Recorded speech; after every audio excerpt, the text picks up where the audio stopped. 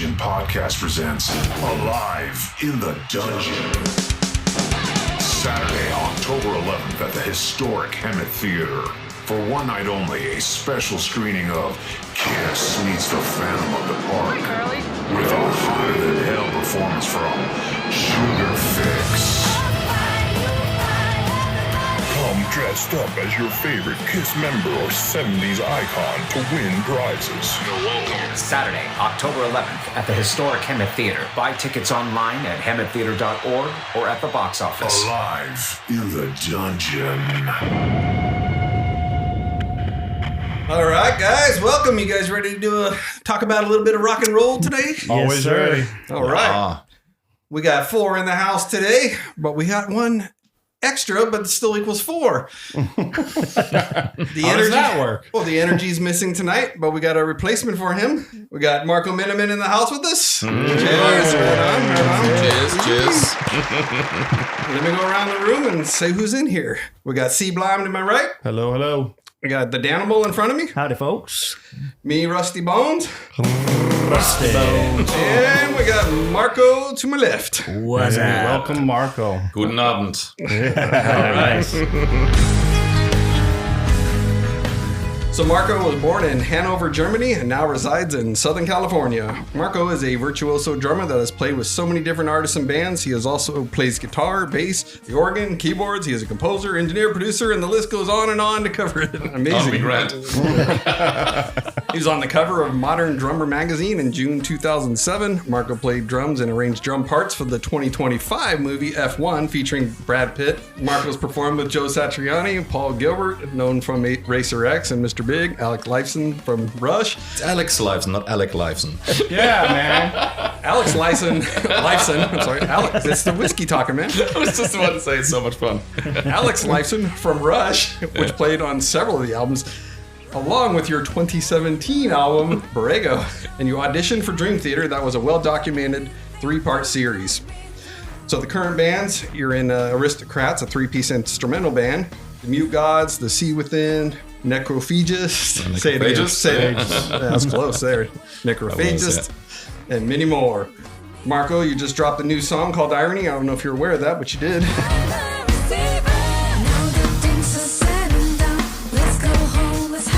Yes, I did. Yes, you did. It's an amazing song. Thank you kindly. Vocals. Guthrie Golden Yeah. on lead guitar from the Aristocrats. Mariko Moranica on the electric cello. She has been featured soloist on prominent tours, including Hans Zimmer, Madonna, Adele, and Michael Jackson. And Andrea Bocelli. Oh, wow. Just some little people. Yeah, some Just little names there. she's just playing some, We got Dave Pistorius on bass, a known rock, jazz, fusion, funk rock that played Pat Travers and with the Tech 9. Yeah. And you on guitar, keyboards, and of course, you're on the drums. That's right, yeah. Yes. So welcome to the show, Marco. Good morning. So, There we go. Thank you very much. We're going to get started. Before we get started, we're going to do our regular toast here. Yes. Okay, good. Here's So we're going to do a Muckety Muck. Wow. It's a single grain Scotch whiskey aged 25 years. It's a 91 proof. Orphan Barrel is from Orphan Barrel Whiskey Company. We pride ourselves in rescuing lost barrels of rare and delicious whiskeys hidden away and long forgotten in the storehouse. Here we go. It's a 25-year made in Scotland, 91 proof. So cheers. Cheers. Muckety Muck. Don't come back. Cheers.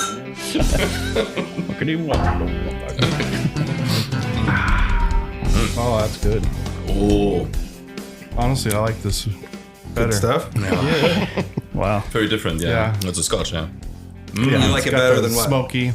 I like it better than Double. Eagle Rare. $10,000 So the Eagle Rare would make Wow, sense, but that's what about gotta the be good double then. Eagle? Yeah. Very rare. Yes, I like this better so far. There you go. Well, you'd be a... But I like Scotch. Yes, Yeah, so me too. perfect. So let's kick this show off, guys. Let's get it rolling. All right.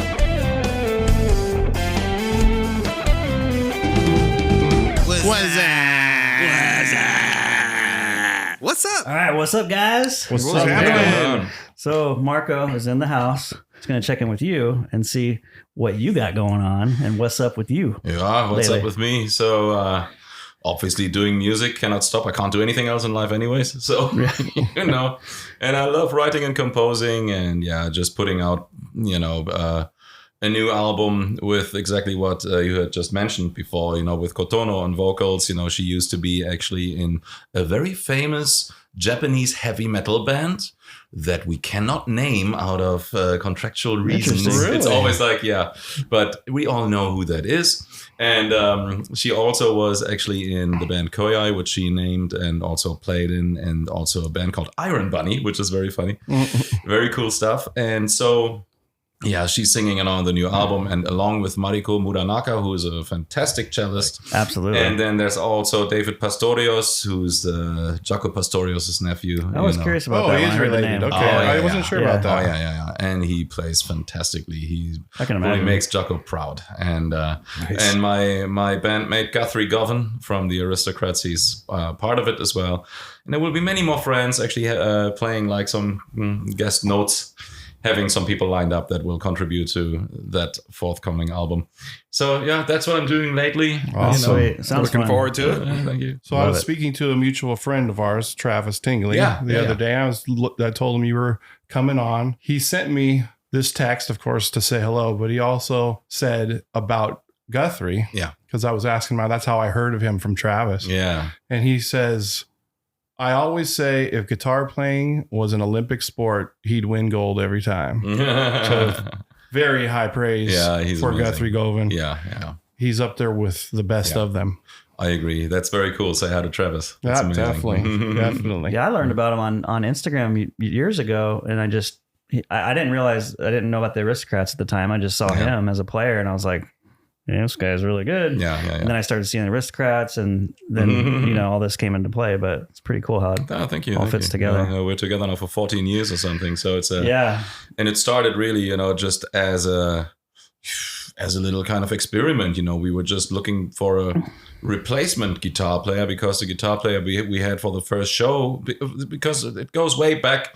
It was actually started literally in Russia, in Vladivostok of all places. There was like an American-Russian music exchange for the it was from the consulate, and it was like literally the music. What was it again? Like a university or something like that, And they were like the Philharmonie, in fact. And so they invited me over, and I played with some of the local musicians, and then I brought over some musicians from here, and the consulate general was actually there as well, and I brought over Greg Howe and Brian Beller, but before that I brought over actually Brett Gossett and Rick Fiorabracci. So it was like two different lineups. So at the one with Greg Howe and Brian Beller, that was actually, they all worked well. All those lineups were cool, So but it was fun. And then Brian had the idea to go, like, he had the bass bash at the NAMM show, and he says like, hey, can I borrow that band for that event? It's only like 45 minutes of playing. We can just play a few songs. And it's like, yeah, sure, I'm up for that. And why not? Yeah, sure. And then Greg Howe bowed out, because he had like some singer coming over who couldn't adopt the schedule. And so we were without a guitar player. And then we were like, Brian was like, yeah, should we just cancel that? It's fine. We just don't have to do this. It's just a bass bash. And then somebody recommended Guthrie. And I remember hearing about Guthrie in Vladivostok already when we were playing, because some of the local players showed me a video of his. So like, by the way, there's this guitar player out there. Have you ever heard him? I was like, oh, this guy's very good. That was very cool. And then Brian told me that story. It's like, hang on. That's the guy that somebody in Russia where we just were recommended to us. I was like, okay, yeah, let's try it. Small world. And small world, Sometimes right? you hear it a couple times, you're like, maybe that's meant to be. Yeah. And then he happened to be at NAMM that time as well. Mm-hmm. And said like, oh, I know who you guys are. I would love to play that. And, and That's then awesome. we started playing. And on the first rehearsal, Paul Gilbert was rehearsing next to us. And he came over, said hello, which is really a small world, kind of really reconnecting and having fun together and whatnot. And so, yeah, and the first show was pretty magical, pretty much in the first few seconds almost, if there's a great chemistry or not. If you have to work for it or if it automatically happens. And that was clearly one of those things where you go like, oh shit, what's going on? Yeah. And so, and after that show, which was very successful, people were literally, they all wanted to see that trio. And we were just kind of going in and just did that show. And all of a sudden, people gave us multiple standing ovations. And I saw people outside pressing their windows against the glass, seeing what's playing. Nice. It was playing. And I was like, holy shit, I didn't expect There's that. something here. There was something there, Yeah. And then right after, our manager by that time, who was also Guthrie's manager by that time, Ed Yoon, who's now he was with Sir Guitars, now is with Strandberg Guitars. He's convinced us to make an album. He goes like, you guys should maybe make an album. And we did, and then it kept continuing. and here we are 14 years later. Yeah, wow. I just got that on vinyl, by the way. So cool. I was stoked to find out it was a gatefold double pink vinyl. Oh, yeah, that's a rare edition. Yeah, exactly. Yeah, so I was like, sweet, but it's awesome. I love it. Thank you. 4x4. 4x4. 4x4. 4x4. 4x4. Okay, we're in our 4x4, and today, in honor of our guest, Marco Minnemann, we're doing the top 4 drummers. Now, this is our favorites. Yes, this is our favorites. It doesn't mean we're they're not the trying best. to rank and say this person is the best of all time. So we'll start with our number 4. Dan, I'm going to start with you, and we'll swing around, and we'll end on Marco. Okay. All right, does that sound good to everyone? Mm-hmm. Sounds good. All right, Dan, what's your number 4? Well, this could change daily, obviously, but I got to go with one that I just have loved for years is Pete Sandoval, Morbid Angel. Okay. Just for I don't know if you're familiar with his stuff. I mean, there's just some stuff, straightforward, power, fast for a long time. Oh yeah, Morbid Angel is like, some that's serious music. Kind of almost robotic in a way. But I mean, you're almost a machine when you're playing that. He almost sounds like a drum machine. Yeah, I'm doing right now actually a death tribute for an album called Sound of Perseverance. Oh, yeah. That's my friend Travis did the artwork on that. Oh, yeah? Travis Smith, yeah. How cool. Yeah, he lives down in San Diego. Oh, man. That's one of my favorite. That's probably my second favorite Death album. Oh, there you go. And the thing is, like, we're redoing the entire album. Well, they wanted to do it, It's like people who play in bands like Testament, and also Steve DiGiorgio, the bass player, he's part of it. And another bass player, I forgot his name right now, fretless bass player, amazing metal bass player. Very well known. But anyways, there are many people involved, but I'm tracking the album, and it's so much fun to play it. Richard Christie's a beast on that thing. Yeah, exactly. Yeah. And from what I heard about, like Richard Christie he was that's what the people told me from the band, that in an interview he said, like, when he came to the band, he was fairly young by that time, you know. And also he felt a bit intimidated because Gene Hoglan. Yeah. And so, and he kind of, I think he overplayed at some spots, or it was not necessarily super tight, in certain things. So I guess, he went into detail and about that in an interview. I didn't know anything about that because I was a newbie to that. I mean, I love metal, obviously, and I play a lot of metal, but I didn't know that album really. So when they approached me and asked me if I want to play that album, the first thing was like, oh yeah, okay, we tighten things up then, I guess, a little bit, even though that's not criticism, because actually the more I listened to that album, I loved it. There was a vibe about it, And I thought Richard had like fantastic drum ideas on that album. So the more I listened to that, I was like, this is really cool. All right, let's talk about the next drummer. My number 4 of my list is from one of my greatest of all time bands, Queensryche, the original drummer, Scott Rockenfield. Kind of a prog style, but a lot of Queensryche music, even though they're known as a prog band, is straight metal. Yeah, I thought it was actually some of that stuff was very cool, and especially when Operation Mindcrime came out. What was the one after again?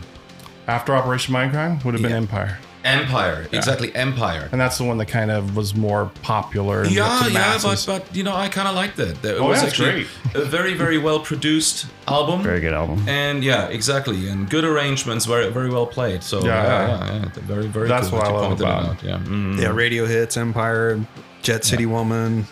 Another Rainy Night. Yeah, a lot of hits out there. There's a lot of hits off of that record for sure. Rusty, what's your number 4? So my number 4, coming from a GOAT band of mine as well. My number 1 favorite band of all time is Van Halen, so I got Alex Van Halen.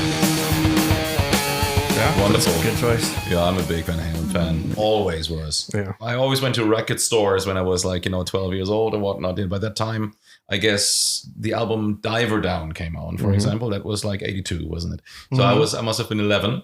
And I always went to my local record stores, and then they had like, the turntables where you can, the listening stations, with a little amp. And then, you put the needle on and you have your headphones, and then you can see if you like the album or not. And I brought like, always my favorite, my Judas Priest records and stuff that I would buy and stuff. And anyways. And then I saw like that Van Halen record. I was like, yeah, Van Halen. But I didn't. By that time, because I was new to that, 11 years old, young kid still by that time, fairly young. I was already into music, and then I saw, it's like, oh man, people, I think that's really quality good stuff, because a lot of people always talk about Van Halen. I'm going to give this a go. So I put the record on the turntable, and it's really weird. So I saw the album cover and the backside of the cover. I thought, like, man, this is probably going to be really good. Where Have All the Good Times Gone, and Hang 'em High, which is still one of my favorite Van Halen songs. And I thought, like, man, this is really good, but they sound a bit thin. What's going on here? That can't be really right, But I like the album. I want to buy it. So, and then after the third or fourth song, I looked at the amplifier under the record table, and the trebles were all the way on 10, and the bass was all the way down, minus 10. So it was like no bass and all treble. And I was like, oh. If I liked it then. And then during, one of the songs, I turned both back to 0 and was like, holy shit, the album comes straight with me. I love that. Secrets is on it, and little guitars, wonderful, so. But also the one album I really love, because and my father had already a Van Halen record at home. He bought Fair Warning. Oh! And I was like, I saw that album cover. I was like, this is great. So I put that on the turntable, and the intro to Mean Street started. I thought like a UFO had landed. I thought like, what the hell is this? This is incredible. To then kick actually off with this badass riff and groove of Mean Street. I was like, yeah, that's probably still to this day my favorite Van Halen record. Yes! Yeah. We have an ongoing debate about that. I've always got Fair Warning. He's got Fair Warning. The rest of us all pick Van Halen 1. From David Lee Roth era. I was just about to say, here's the thing. I guess, there is really no bad album. Right, that's right. And every of those albums has like at least 1 or 2 unbelievable songs on it. Oh, yeah. But I think Women and Children first. Fair Warning, they're almost like siblings in a way. I think they're both really good. Fair Warning just really nails it, the whole vibe and everything. And obviously, 1984, that's also phenomenal it's too. kind of the same. Well, quality. sonically, it's incredible. Yeah. Unbelievable. The songs and everything. Girl Drop Gone Dead Wild. Legs, Girl Gone Bad. Girl Gone wow. Bad. I saw an interview with Alex, and he said that 1984 was the first record, unbelievable, the 6th one that they put out, but the first record where he felt like he got his drum sound that he wanted. Oh, really? Huh? Oh, that's interesting. Huh? Yeah, interesting. I'll Wait has an incredible sound. I Oh, thought, yeah. And Drop Dead Legs. That's when he had like, the Bonhamish kind of thing going on, especially with, there's this one unbelievable fill where Eddie and Al really lock in so well, where it goes like, it even rhymes. So where it goes like, diddle-dum, bam, bam, diddle-dum, dum, dum, diddle-dum, bam. Yeah. I know what you're talking about. Yeah. So good. Yeah. So good. All right, Marco, what's your number 4 favorite drummer? So my fourth one of the number ones. Okay, let's put it that way. I guess, because I respect them all the same. Let me start with someone who I think deserves way more recognition. Actually, he does have recognition, but I think, is one of the absolute greats. It's Barrymore Barlow from Jethro Tull.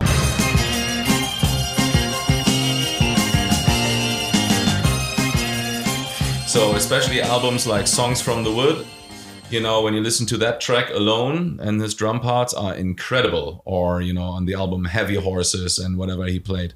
Just an unbelievable drummer. He did like already kick drum stuff that many people haven't done until years later. Just amazing ideas, great technique, and just like wonderful playing. So that would be my number 4. How early are my you number aware of 1 him? at number 4. Right now. Yeah. How early were you aware of him? Yeah, from literally when I was like 7 or 8 years old, because my father and my parents, they're huge Jethro Tull fans. Those were like some of the first shows I've ever seen. So I saw Jethro Tull many times, and then I became friends with the Jethro Tull members, and even play to this day with some of those members, But yeah, so that was like pretty much my upbringing. And so listening to especially someone like Barrymore Barlow was phenomenal. When you're a young drummer and you listening to that stuff and you go like, holy shit, that is like, that is deep stuff, like when you listen to Songs from the Wood, just that song. And then you listen to the drum part and you go like, Oh, I get it. yes, it's fantastic. And I played that song many times live with tributes for Jethro Tull, and it's always fun to play it and honor his parts, Yeah. That's so Little cool. quick side note, Travis Tingley, who I mentioned before, a mutual friend of ours, his father, Mike Tingley, was an artist in the 70s and opened up for Jethro Tull in Europe. I wonder if you saw him one of those shows. Maybe then, huh? But Mike Tingley opened up for Jethro Tull in Europe. Wow, that's so cool. Little side note. Love it. All right, number 3, Danimal. What do you got? Danny Carey, Tool. He's all right. I mean, he can play. You know what? I have to be completely honest. I was like, I never saw them until a few years ago. And by that time, I was like touring so much, and I heard on and off a song here and there, and I loved their vibe. It was very cool. Uh-huh. And then I got invited over to one of their shows. And I'm dear friends with Denny. Denny came to one of our Aristocrats shows. Danny Carey? Okay. Yeah, Denny. And then, we started, hanging out and having our whiskey hangs and stuff. And then I saw them live and I thought like, oh, I get it. This is so cool, He's a huge Kraftwerk fan, one of my favorite bands as well. I like Kraftwerk, yeah. Yeah, even one of his cars has actually, literally his license plate is Kraftwerk. I'm a huge fan of theirs. And so their shows, they're like, they have like a lot of these very nice videos and then the music. When I saw Tool, it was almost a little bit similar because the singer, I think he wore like some sort of a police uniform and was doing his kind of thing somewhere next to the drums in the back. Side, yeah. And so I saw them and the whole thing with the videos together and all this kind of stuff. I was, man, this is actually, that's cool, man. And so I texted Denny right after. I said like, man, thanks for, I was at the show, and thanks for the tickets and everything.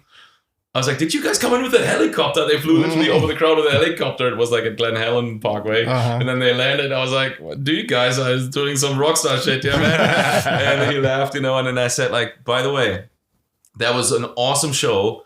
And you know what? You are like, the rock of Kraftwerk band or something. He goes like, oh, dude, thank you so much for saying that. It means a lot because I knew how much he likes Kraftwerk. Yeah. And then one of the other guys, I think the guitar player, Adam, isn't he like he's a designer movie effects and stuff. So my first encounter really to listen and see Tool, and I was very impressed. Yeah, very cool. All right, well, my number 3 is a guy that for some reason gets a lot of crap from people, but I love what he chooses to play. Lars Ulrich. There wasn't a whole lot of drumming like that when Kill 'Em All came out. And especially when Ride the Lightning came out and there was all these parts where you're listening to one song here. And I personally was thinking when I was listening to those first Metallica records, like, man, you're wasting all these riffs on one song. You could have had 3 albums out of all this. Nice. That was the way I was thinking about it at the time before I really understood the long, more progressive type music. So Lars is my number 3. You know how it is when you're like a kid and you go to a record store and you find your band. Nobody else actually heard of this album. That happened to me with a bunch of bands, but Metallica was one of them. And that was back in Germany, and they were like on Roadrunner Records over there. I think here they were Music for Nations, by that time. And Ride the Lightning just got released. And it was there on the, somewhere in the middle of the record store, and nobody knew of that band. And I picked it up, bought the album, loved Fight Fire with Fire and stuff. I was like, this is cool. Yeah, right out of the gate. Absolutely. And I found immediately a huge love for them and for their writing and the riffs and everything. And Master of Puppets, then I had actually a ticket literally to see the show right one day after Cliff Burton passed away. Oh, wow. I literally have I think I still have the ticket somewhere in the original vinyl. Wow. And it was like very horrible because we were prepared to go to that show and there was no internet by that time. Yeah. So you got everything just literally through via radio. First thing was like, we were rehearsing downstairs and then, the guitar player's brother came in, I remember, and he goes like, hey, you know what? It's just on the news, Metallica had a bus accident. 2 people in the band died, and they don't know yet who and what's going on. And we were like, oh my gosh, who was it? Blah, blah, blah. And then the later news came in a few minutes later. 1 person died actually in the band. And then a few hours after, and it was the bass player. And we were like, oh my gosh. So they canceled that tour. And then the tickets. So they were actually traveling to the show that you had a ticket for? Yes. Wow. They were in Sweden where that occurred, that accident. And then they kind of, traveled to Hamburg where we were about to see them. I think it was Hamburg. And then they rescheduled the whole kind of thing. And then I couldn't go because it was like black ice literally on the road, and it was too dangerous to drive, so I missed the second show. Man. But I saw them on the Black Album tour then.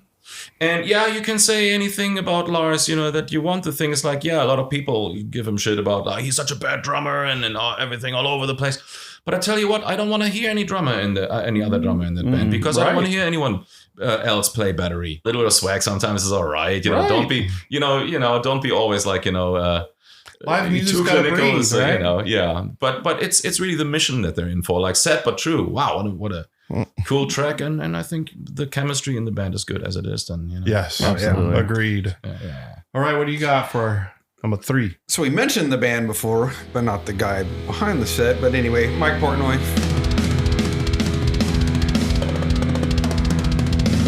We're talking Dream Theater, Winery Dogs. Love both bands there. He's done so many different projects as well. He's a writer. He's a phenomenal drummer. Mike Portnoy. I really enjoyed Winery Dogs because it was nice to hear a different context with Mike's playing, because obviously you'd heard him in Dream Theater mostly, or playing with some other incarnation of either cover band or virtuoso band. So Winery Dogs, although there is phenomenal virtuoso playing, Billy Sheehan, it is a Richie little bit Kotzen. more in a structured song with hooks style. All right, what do you got next there for us, Marco, at number 3? So my next number 3, number 1, my third number 1. Let's go for Stuart Copeland. Yes, I'm a huge Police fan. Yeah, and so just like the drive he brought to the drums, and just like that mix of reggae meets punk meets funk meets rock is just awesome, like just that was he was a huge, and still everybody who was is still an influence, on me. So much energy and drive. That so songs like obviously on Ghost in the Machine, they are like many great songs when you listen to Demolition Man or One World Not Three. That's what it's called. And I had dinner with him, and I met him a few times, and we talked a lot. We had a huge geek out. So I was like asking him questions. I was like, hey, can I ask him? I was like, of course, go ahead. So it was like, one of my highlights, meeting musicians, being awesome. able. That's super cool. Oh, a few of those. Like him, Brian May, and Jimmy Page. When I met those guys, I was like, can I ask a question? It's like, that's a different thing, right? Oh, absolutely. I remember Stuart Copeland when he's like standing up and he's just hitting the drums and playing the song that way. Like, he's an animal back there. Yes. And he always kept it fresh for himself because he wouldn't try to stick to the parts. Obviously, he would stick to the arrangements, but he didn't try to play the same fills all the time. Yeah. He was free every time he got up there. Now, you just got to play a couple of Police songs at the... That's right, with Stevie Sellers. Yeah, with Stevie Sellers. True, yeah. Police, I know that inside out, that stuff. I was part for a few shows. We did it together with Taylor Hawkins. Bless him, he's no longer with us. We did the official Police tribute with Miles Copeland, one of Stuart's brothers. Oh, okay. Great band, actually. We're a trio, and we toured, in different countries and cities, and had a lot of fun. Sounds fun. Oh my gosh, yeah. Excellent. All right, let's jump to number 2, Danimal. Number 2, Gene Hoglan. What are your thoughts on Gene? Gene is great. Also a friend of mine. He lives here in San Diego, right? Yeah, exactly. Yeah. He's married to Laura. I forgot her last name, but we used to play with her band Warface back in the day. So when I saw that they were married, I was like, whoa, that's crazy. That's cool. What a lovely dude. He's such a nice guy. Cool. Yeah, I remember like once we had like this hang at DW, and Terry Bozier was there, I think, as well, and we all had a hang, and Terry had his big kit set up. We all had to go at the drum set, and I sat down and Gene filmed me play Terry's kit and sent me then the videos, and because he really loves that kind of shit, and the independent stuff. And so we both give each other love, and I love that guy. He's super cool. Yeah, absolutely. The musical community. Yeah. Well, my number 2 has already been said, so we don't need to spend a whole lot of time talking more about Mike Portnoy, but he's the number 2 guy on my list. So number 2 for you. Little known drummer, Neil Peart from Rush. He's pretty good, yeah. He's all right. I mean, he's a nice guy, so I put him on my list. Yeah. Neil is a correct pronunciation, by the way, Neil Peart. Peart. Yeah. I met him once at DW, and we had also a lovely hang. We compared notes. And so I moved over from Germany, and he moved over from Canada because he had like a terrible family tragedy by that time. We all heard about that, right? You know, when first his daughter passed away in a car accident, and then his wife. And then he just, he got remarried then, and he has a daughter. We had a great talk about all sorts of stuff, about traveling and about music, obviously, and then about moving, you know, because we both had the same experience. Because when you move over from a different country, you need to establish credit. So you can't, even if you have money in your bank account, can't first buy things. You need to establish credit. And he said, same thing happened to me. He said, like, I wanted to buy a car. And they didn't let me. They said, like, sorry, sir, you have zero credit. And then one guy in the car dealership, you know, he said, like, he knew my band or something. And he was like, he's all right. And pulled some strings. He's all right. He's okay. He'll pay. Exactly. He's good for it. Yeah, but what I really especially like about Neil, apart from obviously his phenomenal ideas that he had on the drums, a lot of the fills, the amount of air drumming at shows, everybody knew the fills, you know, from all those songs, Tom Sawyer, you know, Free Will and all that. Yeah. Wonderful. What people really, they know as well, but what doesn't get often pointed out is not only his playing, but his writing. The lyrics. A lot of lyrics, The lyrics. So that is actually another strength of him, right? That needs to be pointed out. So yeah, rest his soul. Powerful, great adjective for Neil. Yeah, I was listening to Signals more recently. And Signals, one of my favorite albums. Me too. And I was looking at the lyrics and I'm like, man, he wrote a lot of the lyrics on these. Yeah. From album 2 to the end. All the lyrics? Everything. Wow.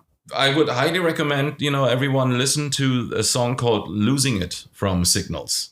How deep the lyrics actually are. How beautiful. Oh, yeah. Unbelievable. Beautiful song. Yeah. 30 years ago, how the words would flow with passion and precision. Now his mind is darkened by sickness and indecision. So number 2, drummer then of my number ones. I just put out John Bonham from Led Zeppelin. That was, I think, the very first time I really heard, along with what I said, Barry as well, Barry Mobalo, you know. But aside from Barry, it was John Bonham, when I heard the album Houses of the Holy. So the backstory of it was I was already playing drums by that time. And again, like I said, you know, Barry from Jethro Tull, who was like more, well, they're both technical, but Jethro Tull is a very technical band, you know. Now, I was very much, by that time, also into rock. You know, I like the metal thing and whatnot. So in my class in school, there were like, you know, these twins. And they were like from a very wealthy and known family in Hanover. And they had some of the finest restaurants where people only with money could get in, you know, this kind of stuff. And he said like, hey, you know, they were also into music a lot, you know, and probably still are. And he said, do you know the band Led Zeppelin? And I was by that time probably 7 or 8 years old. I was like, no, not really.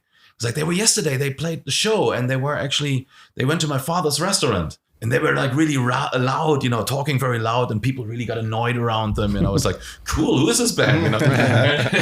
And then they said like, yeah, and then they signed, you know, some stuff and they put it on the wall. So I went straight back home to my dad and I said like, do you know a band called Led Zeppelin? He goes like, sure. And he gives me the album Houses of the Holy and Presents. And I put on, first of all, the album covers were so cool and weird. And then I kind of, in a good way, and then I kind of put Houses of the Holy on and the song remains the same, kicked in, right? And then, you know, I was like, oh my God.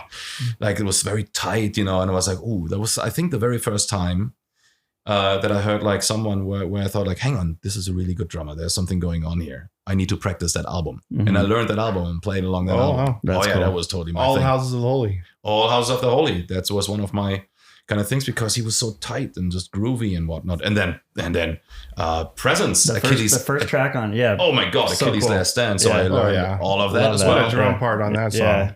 Beautiful. Yeah. So because it was not only his playing, but his sound, you know, and his perception of sound. So that was like, you know, to me, like a really, really big deal. And I recently had a very nice talk with the engineer, one of the engineers who engineered Presents, Reinhold Mack, who also Later on produced or co-produced Queen, Another One Bites the Dust, like the whole album, The Game, and the albums after, a few of the albums after as well. He did also Electric Light Orchestra, some of the Black Sabbath stuff. So when he came to one of our Joe Satriani shows and I got introduced to him, I was like, okay, also, please can I ask? And he's German, you know? So he started speaking German and he told me the funniest story about the recordings of Presence. I said, like, man, how did you get that drum sound? He goes like, oh yeah, he walked in and John Bonham and the whole band, and then they set up, and because Reinhold makes an amazing drum sound, but so, and he was by that time just a newbie, he just got on the scene there, Led Zeppelin were already, royalty, and he said he set up the drums and then he kind of mic'd it, and then he goes like, okay, John, you want to give it a go, play a little bit, record it, and then come back to the control room and have a listen. So they recorded it, and then, he comes back and he goes like, yeah, I played it for him. And he goes like, what do you think? And John goes like, nah, sounds like suitcases. Let's go back inside and kind of, let's hang the microphones from here up there on the ceiling, maybe over there. Let's give a bit of room and this and this. So then he kind of does that, hangs the mics up the way John wants it, and then did his own thing as well a little bit. And I was like, okay. Then he records it again. And then, okay, John, coming back. What do you think now? It's like, yep, sounds like big suitcases. Perfect. That's awesome. I wonder if that was influenced by that house they recorded in with the that had all the I forgot that, or they recorded with the levee breaks. It was a house out in the country that had vaulted ceilings. Yeah, Hadley Grange, I guess, maybe, right? And what happened there was like apparently, from what Jimmy Page said, John Bonham just got a new drum set delivered, and it was not in the recording room, but in the side room somewhere, and they just put it out of the box, and he was just hitting the toms and playing it, but the sound was so big, and they said like, hang on, you should record that sound. Let's kind of put the microphones in that room. Yeah, that's lucky cool. Accident, right? Yeah. Same with the microphone technique on Led Zeppelin 1, I guess, where Glyn Johns, I guess, left one microphone accidentally open, the vocal mic behind the drums. Really? And they were wondering, hey, the drums sound really good. What's going on with the drums? Oh shit, the vocal mic is open. That's how part of that technique that big sound. The whole room mic vibe started out. All right. We're at your number one? Yeah, number one, you already said. Where's Ulrich? Well, I have down number one, John Bonham. We just talked about John Bonham. Yeah. My introduction to John Bonham was Led Zeppelin 4.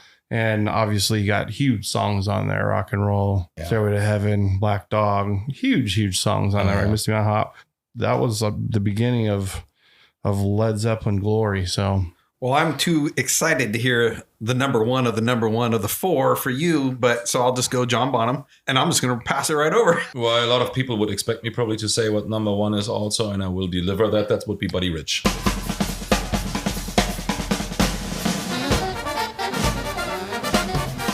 First of all, there are many number ones. They were all number ones. Everyone I mentioned right now. And here's like another list, there would be also Dennis Chambers. There would be my dear friend Simon Phillips. There would be Vinnie Colaiuta thing. And how about Terry Bozzio? All those guys. Unbelievable. So, but Buddy Rich, I have to now mention, obviously, because he was, I think, literally the first full-on drummer, who... I mean, there was Gene Krupa before. There was Louis Belson and Philly Joe Jones. The great players. All fantastic players. There was something about John Bonham, Buddy Rich. That came with such command on the drums, but also with such self-confidence and driving a big band literally, and kind of being like a leader. A lead drummer. Command and technique, and just like That was pretty much unheard of, Yeah. Well, cheers to Buddy Rich and all the other number one drummers that we just discussed. Exactly. Cheers. Yeah. Rewind that. Okay, in our Rewind That, we're going to be talking about a special album today because our guest, Marco, we're going to be talking about the album Space Ship One by Paul Gilbert. In 2006, it was released.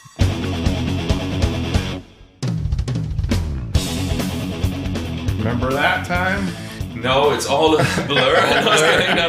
Of course I did. Well, it is. Yeah. 20 years ago. 20 years ago, isn't it? Yeah. So I stumbled across this record because I was looking at some clips and I saw Paul Gilbert dressed in this spacesuit playing Scarified. Yeah. Off of the second Heat record, which I love. Yeah. And so I start watching it, and you're on the drums. It's the first time I see Marco Minnemann. Then I start discovering this whole record, because you basically played the whole record on video. Absolutely. In the spaceship. That's right. Spacesuits. That's right. So it had an attraction to it. It had a vibe to it. It was really cool. Paul Gilbert, one of the most phenomenal guitar players that's ever played the guitar. Joyful, funny, and here he is playing these songs. And although the playing is obviously still at that level with all of you guys, so many really catchy hooks, really attainable songs for anybody to listen to. You don't even have to understand musicianship to enjoy this record. Spaceship One, Every Hot Girl is a Rock Star, Mr. Spock, Jackhammer's a great song. Do you remember all this album really well? Or we did play a few shows for that album, and I thought it was really fun. I do remember obviously the whole sessions, and it was good. You know, I worked with Paul before, even on one of his albums called Burning Organ, and he played on some of my records as well. And he's a dear friend, and working with him was a little bit like the round we have here, you know? Mm-hmm. We would just hang, and he would cook a meal or something, or we would go to a nice restaurant, we would listen to cool Queen albums or something, and then we would rehearse the songs, and then we would go into the studio and play them. Mostly live, put like parts together, like, you know, you would sometimes do that, you know, and kind of, you know, pick like, you know, some of the best versions. But some things kind of, you know, stood out, obviously, and that was like a feature of mine, Jackhammer, right? You know, which that was one of the standouts for me. Well, he wrote the main riff, and then it continued literally with the standalone drum solo that I did. A really, really, really cool vibe, you know. So always, and then I recently met Paul again. They invited me over to the Mr. Big show, you know, so I saw them there all again. And the final tour that you just did? Yeah, exactly. Yeah, we went to that as well with the belly up. And that was why I was. Oh, were you in there? Oh, okay. Oh, we were there. Oh, shit, okay. What I really love about Paul Gilbert is just how much he enjoys sharing his knowledge with other people. Yeah. He's a true, like, there's a lot of musicians I know that would never do lessons. Mm-hmm. They don't want to deal with that. They don't want to. And Paul loves to just teach people. That's Steve's. Steve, our missing member, he takes lessons from Paul right now. Oh, okay. Yeah. And he's a bass player primarily, but he's you know, getting his guitar licks down. Well, that's the one thing. When you teach, you learn also. Absolutely. You know, that's kind of a thing, because it keeps you also fresh, because you have to refresh your memory about this technique, and when people ask you, you go into details and go like, what actually did you have to be able to articulate it, right? You know, so you have to know what you do. Absolutely. Yeah. Well, excellent. Spaceship One. This is the featured subject. All right, our featured subject tonight, of course, we're going to continue our interview with Marco Minnemann, and we got a few questions we want to throw your way, but we're going to start out with a little bit of a speed round, we'll call it. Sure. I'm going to throw out a few artists. Yeah. And so we'd like to get your quick thoughts about these people. Herman Rarebell. Herman Rarebell. Yeah. From Hanover. That's how I pronounce it too. Yeah, exactly. Yeah, that's his pronunciation. I've known this guy for many years, literally for 2 or 3 decades. Yeah. That's how long we go back, you know, basically. I think, you know, he was part, obviously, of the classics of... Yeah, you can say that, right? You know, he's part of the classic for sure Scorpions lineup, you know. So songs like Blackout, albums like Love at First Sting, all this kind of stuff. Oh yeah. And he wrote even like, you know, lyrics and also like, you know, some solid, cool drum grooves, you know. I thought he was probably never really the drummer's drummer, you know. He gets mentioned way too little in a way, you know, but I think, you know, what he delivered there is like absolutely rock solid and fits the sound of the Scorpions well, and he's actually a very funny guy to hang with, always cracking great jokes and stuff like that. He seems like he would be. Yeah, he loves life and a good time. Yeah. Very cool. Yeah. All right. This is a guy I know you've worked with, Tony Levin. Oh yeah, Tony Levin, of course. Also go a long way back. Yeah. Great unique tone and character. Loves good vodka. Every time we would be on tour, he would give me a vodka lesson, you know. So we would go like, you know, to Poland. He goes like, here, this one is called Ultimate Vodka. It's like, and they sold it here sometimes too in these blue bottles.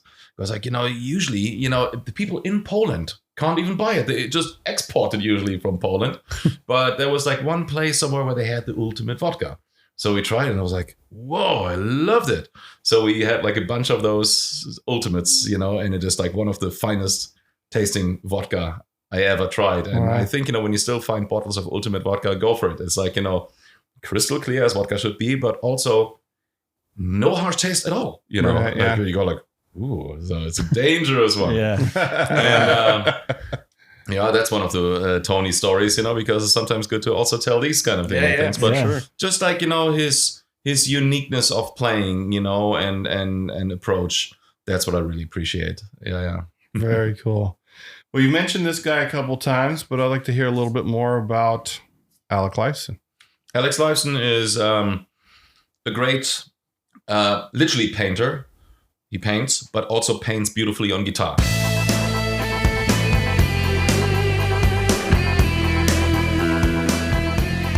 So every time I would receive like tracks from him, like a good story was on one of the albums, Borrego, where I had like guest guitar players, and there was Joe Satriani and Alex Lifeson on the same album. Here's the thing. So I sent him a bunch of songs, and Joe played 4 or 5 songs and Alex played like same amount of, a lot actually. And then so tracks come back from Joe, literally one track. No layering or anything? No layering. If there's layering, that's already in the track then, So we play that. So he would kind of send me how he wanted it. He was already, that's the track, done. That's it, I hope you like it, is it cool, and blah, blah, blah. And I was like, oh, thank you, there it is, put it in, maybe a few EQ moves, done. Yeah. Alex sent me 18 or 19 guitar tracks per song. Oh my gosh. Like 2 acoustic guitars. One is backwards, over here, and this is like that one. Here's like, one with the sustainer guitar. Blah, blah, blah. He gave you a lot of freedom. I was like, my gosh. There were like some riffs that were that good that I just singled them out because they almost didn't fit into the other song, but they were so good on their own that I made a new song of it. That's cool. And I asked him if he was okay with it. He was like, of course, go ahead. And I said, like, man, thanks for those tracks. There's so much stuff. What do you think is the main thing? Whatever you want. He said, use whatever you want. He goes like, I love doing too much. He says, So 2 completely different approaches, and both absolutely magnificent. And there's also like, never ever kind of a moment where you think like, ooh, that was all right. Everything is just beautiful, because he is just such an experienced player. He's an artist. Yeah, absolutely.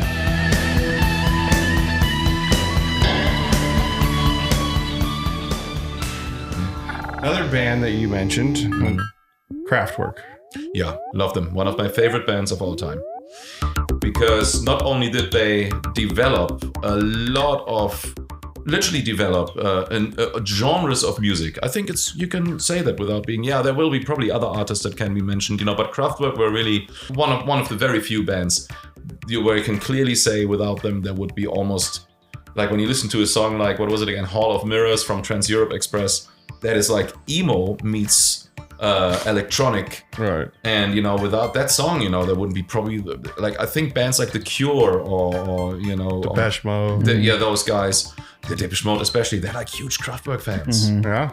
Just the other day I listened to most of their albums again, and just wonderful sounds, and just like the development, like building electronic instruments from scratch. Yeah, that's not having a library. And that's what people sometimes really seem to be forgetting. Right. It's like now some of the sounds are at our hands on our computers. Right. Those guys build. Yes. Those, Yeah, that's cool. Together with like some lab people, who helped them maybe or something, but they built those machines and played them. Yeah. Without sequencers. Right. It's always kind of easy to then judge, when it's done. Right. Coming up with that is magnificent, and their concept is just unbelievably strong.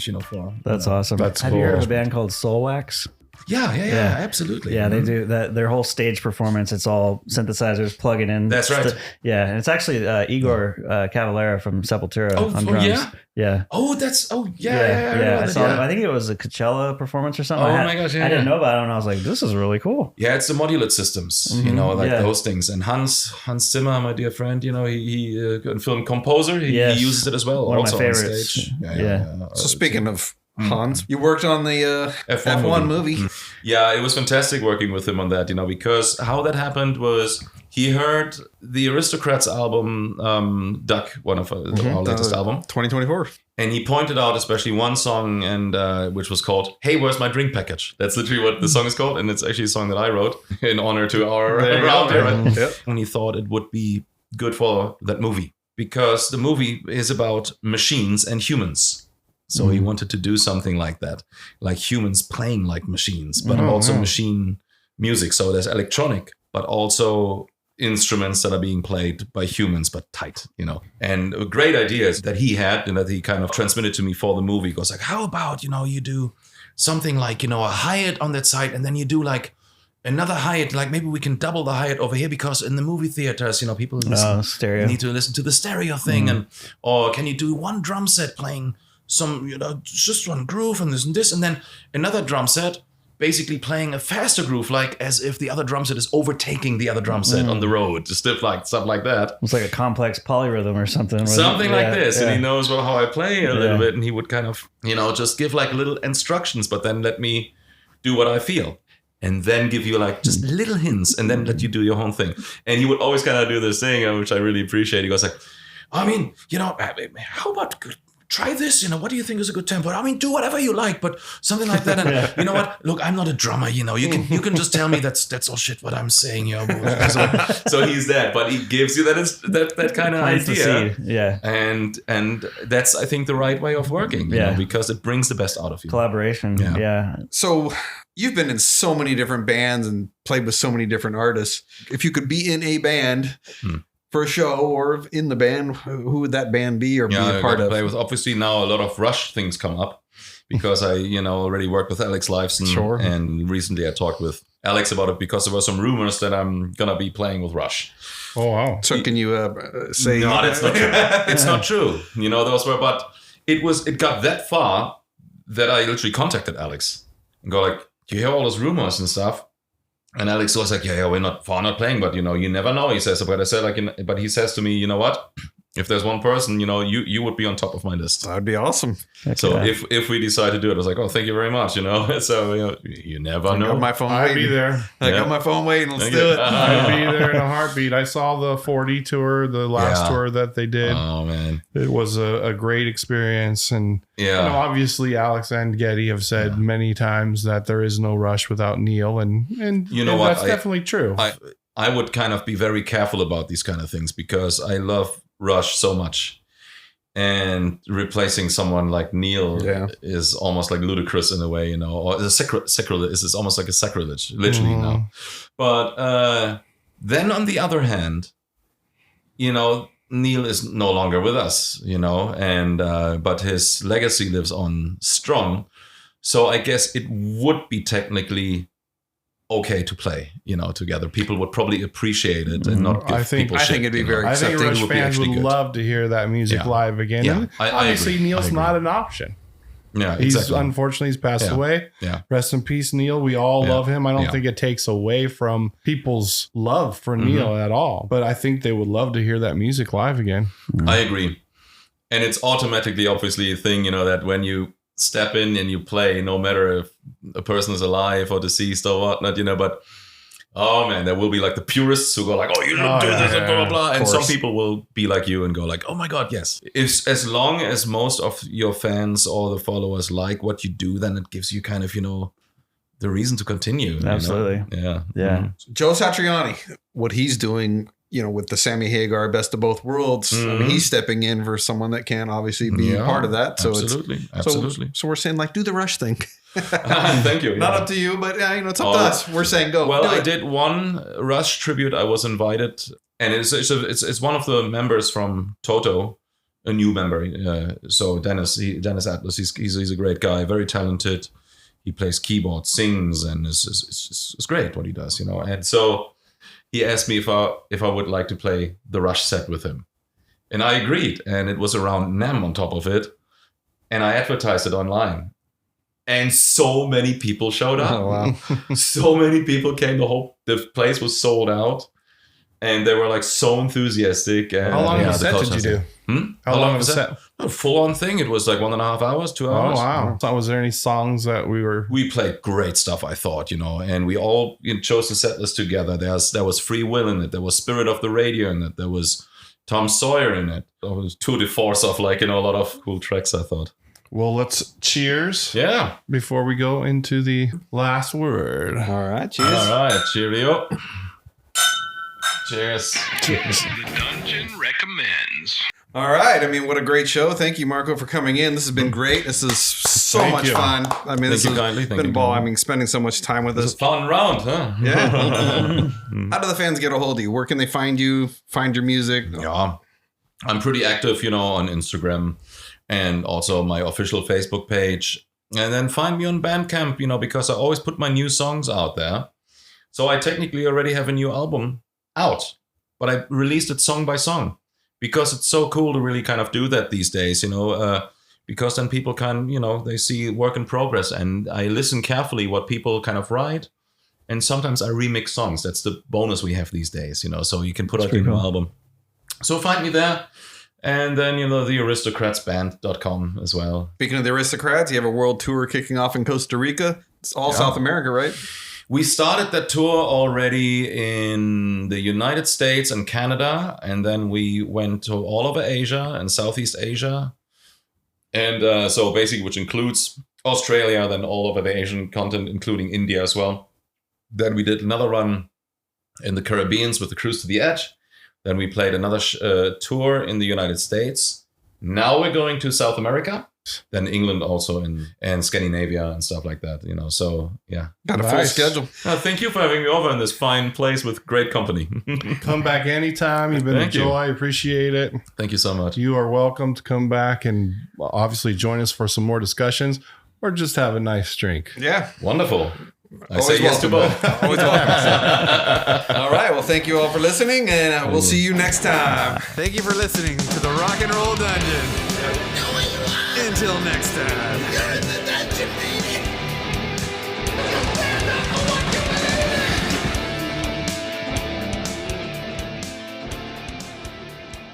Cheers to everyone.